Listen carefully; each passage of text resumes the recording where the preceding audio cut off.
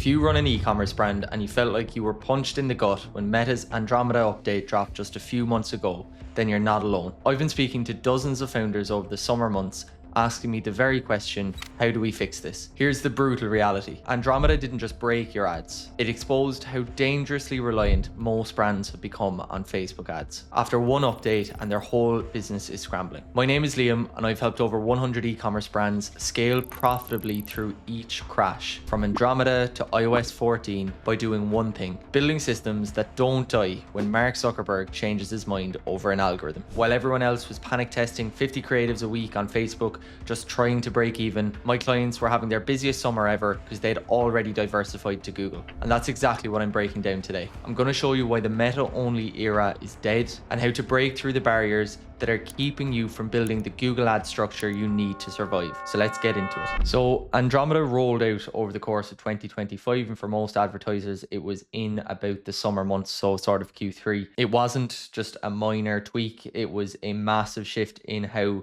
Meta's ad retrieval system works. So basically the way in which your ads get served to individuals changed dramatically. So what was happening was winning ads were just burning out very, very quickly. People couldn't find new ads to scale with, and there was just general pandemonium in the market of e-com. So then you got all these great Facebook ads guys saying exactly what was happening. The update, it changed absolutely everything. It was a new era of meta ads had arrived. A reset was coming. It's the end of an era. So you can see this was a pretty significant shift. So for a lot of brands and for a lot of advertisers, the focus was then, how do we adopt Meta's new algorithm? How do we actually adapt to it? And for a lot of people, that led to a massive amount of pandemonium for brands, trying to churn out new creatives, not really understanding what was working or why it was working, and actually having just massive choppiness over those summer months. So what we actually found ourselves at Vulcan was that there was a massive influx of brands coming to us asking how we can make meta ads work, but actually a far greater number of brand owners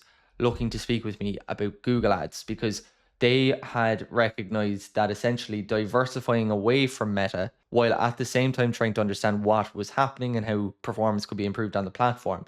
But diversifying away from Meta was actually a much smarter play, because, as I said at the intro, what Andromeda did was shine a light on basically the ecosystem for a lot of brand owners, how over-reliant they were on Facebook, and how one change in Facebook's algorithm could suddenly just tip their whole business and just lead to all sorts of issues with cash flow, with inventory, with forecasting, and just it being a really, really precarious position to have your brand in. So as a result, a lot of people came to us about Google. Those brands that came to us asking about Google and about setting up Google and using Google as a new customer acquisition channel, about 50% of them were already running Google, the majority of which were through an agency. And then the other 50% had maybe ran Google in the past, but weren't actively running it at the moment. So obviously I wanted to kind of establish what was, their previous experience with Google, what was their kind of mindset towards Google. And what I suppose when I look back on those conversations that I had, these were the three things that came up for me quite a lot. And the first was that people felt that Google was just a bottom of funnel vehicle. So essentially it was just picking up the demand the Meta would have created. So it wasn't actually adding to their business. It was only taking credit for something that Meta had already kind of generated. The second kind of concern was that Google Ads doesn't scale. And it kind of stems from that first point there about it being a very much a bottom of funnel vehicle, that it can't scale into more kind of mid and top funnel. And then the third concern, or I suppose question mark, was around Google getting less important with the rise of LLMs and ChatGPT and SearchGPT and people's buying behaviors and things like that. So I suppose these were the conversations that I was having, and these are conversations that obviously, across the board brand owners are feeling. So it was something that I wanted to make kind of a video on and discuss in a little more depth my thoughts around these 3 points. So starting with Google ads is just bottom of funnel.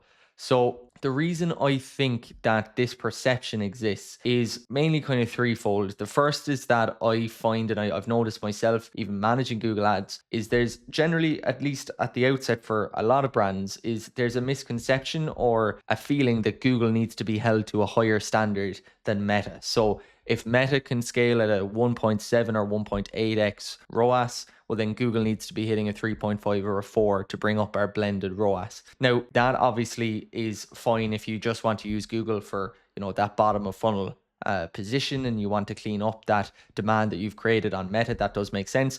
But if you're trying to use Google as an acquisition vehicle, as a growth vehicle, then holding it to a different standard or to a higher standard than Meta is going to prohibit you from actually doing that successfully. So that's the first thing I saw, and the first kind of barrier that needed to be broken down was, if you want to use Google as an acquisition vehicle, then you can't hold it to a higher standard than you hold those vehicles like Meta or TikTok. The second thing then that I found, and this was for the cohort of people who would have either been actively managing Google via an agency or a freelancer, or maybe had an experience in the past, was that most agencies don't understand Google at all.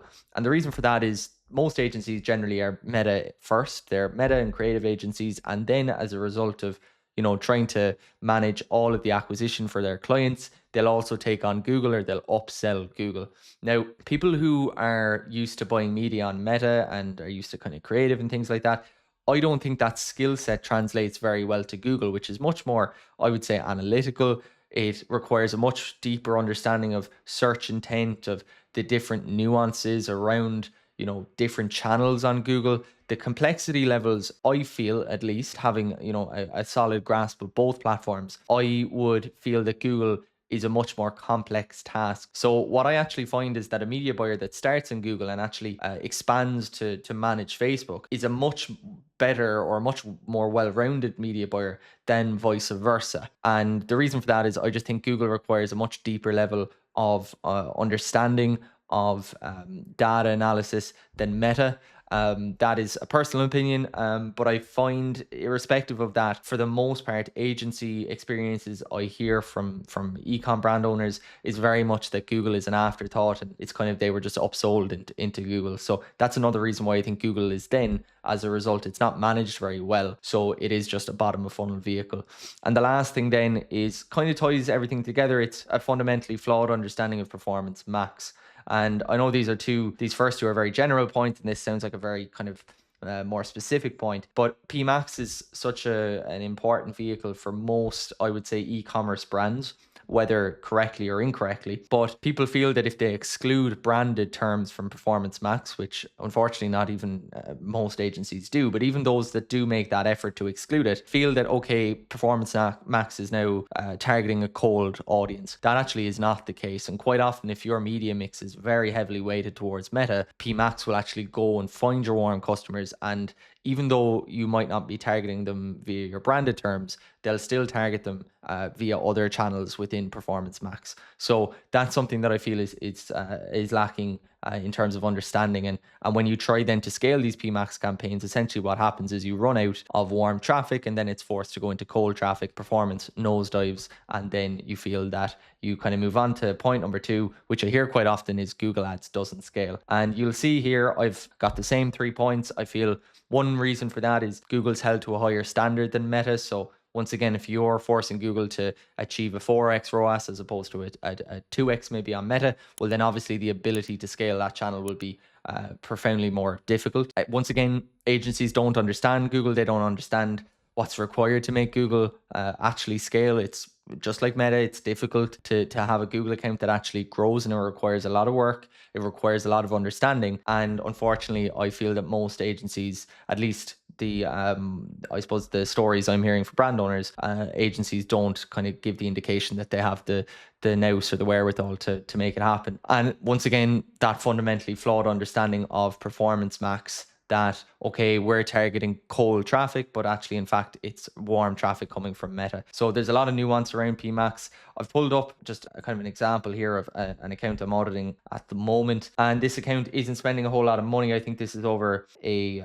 couple of weeks period, so it's spending about 5,500 Canadian dollars, so really low spend, but they're actually spending loads of money on Meta. Now, you'll see here that the ROAS looks to be kind of 7 to 8, so 5.5K for 40K back. But actually, on a deeper dive here, we have 4 Performance Max campaigns. We've one search campaign. This search campaign here, marked as a middle of funnel campaign, it's actually a branded search campaign, and you can even tell it's got like a 20x ROAS here. So quite obviously it is a branded campaign, which makes kind of middle of funnel a very unusual tag. But then all these growth campaigns that are labeled here, these PMAX campaigns, they're littered with branded terms as well. So anytime this brand owner, and this was something they asked me about, was anytime we try and scale this, or we ask this agency to scale it, what actually happens is we spend a whole lot more money, but this figure here, this conversion value, barely moves. And the reason for that is they've been targeting all this warm traffic. The algorithm is trained to capture this warm traffic. They're trying to achieve a 5x ROAS on Google. So ultimately then when Google is forced to go out beyond either branded traffic or warm traffic that's coming from Meta, and it's being asked to, okay, find cold traffic and convert it at a 500% ROAS, well then it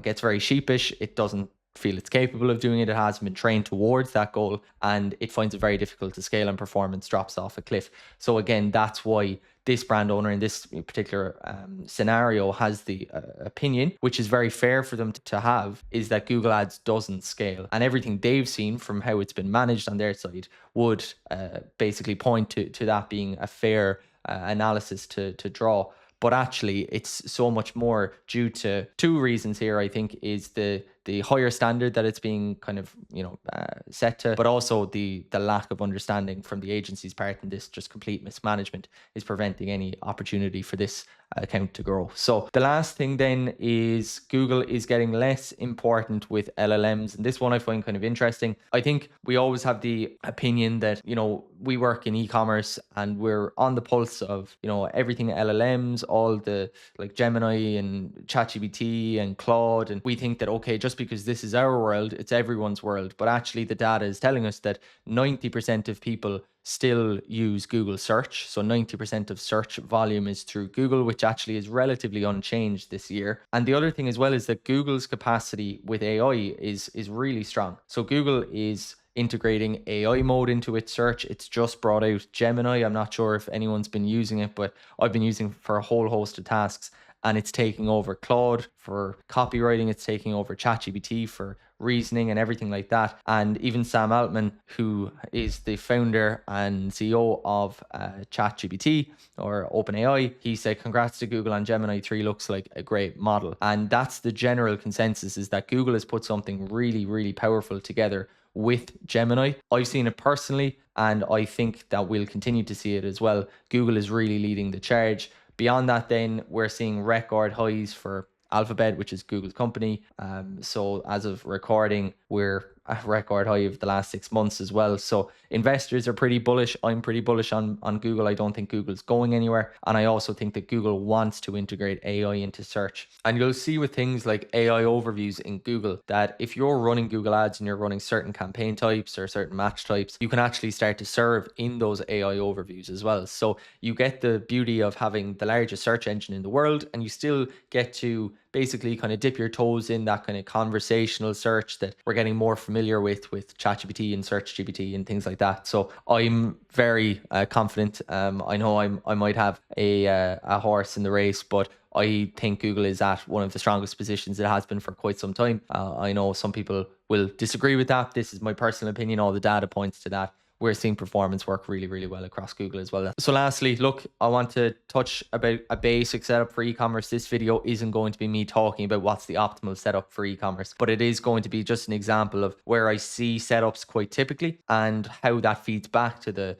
I suppose the mental blockers around Google doesn't scale or Google is only for bottom of funnel traffic. So what I generally see is branded search being about 30% of budget, branded shopping then being about 20%. Quite often this is actually inadvertent branded shopping, so there isn't a dedicated branded shopping campaign, but it's contaminating things like Performance Max or manual shopping campaigns. And then maybe if we're lucky, see about a 50% split towards non-branded terms, so shopping, demand gen, search, YouTube, PMAX, those kind of campaigns. Now, a much better use of your budget if you are looking to use Google as a new customer acquisition vehicle or growth vehicle is putting 10% maybe to branded search, maybe another 10% to branded shopping. Protect your brand name there, particularly if you have a lot of competition on it, but actually to focus 80%, ideally 70-80% plus on more middle of funnel, top of funnel prospecting campaigns that will actually grow your business. Now with that, as I said, 70% or more to top of funnel prospecting if you can. And just because you exclude brand from PMAX doesn't make it cold traffic. That's something I mentioned before. That's really important, particularly if you have a massive mix in your media that's kind of weighted towards Meta. And then the other thing as well is, in the same instance that your top of funnel campaigns in Meta, you might be able to scale them at a slightly lower ROAS, or you might not be looking at ROAS. You might be looking at engagement metrics in Meta to determine if they're successful or not. Try to adopt that same kind of mentality to Google. Okay, you want to be looking at in-platform ROAS. Ideally have some form of attribution there as well. Look at view through conversions. Try to have a more holistic view of what Google is doing across your funnel. So don't just monitor performance across Google in platform. That's the same for Meta. Don't just look in platform. Ideally, like to say, have 3 touch points in platform, some form of third party attribution like Triple Whale, and then also look at your back end metrics. So your profitability, your total volume of new customers, your net new reach. So try to have 3 different touch points. So you don't have an over reliance, I suppose, on one individual, particularly something like in-platform ROAS, which is going to be inflated quite often as well. So look, everything I shared gives you the overarching strategy here about using Google as a new customer acquisition vehicle, but strategy alone won't fix your ad account. You still need the execution, you still need the exact campaign setup, the budget splits, the strategic logic to actually make it work. So if you want to stop guessing and you want my team and I to help you build this scalable system on Google so you can take that massive over-reliance away from Meta, then book a call with me today. The link is in the description below. And once you've done that, check out this video here where I break down the new rules of running Google Ads in 2026.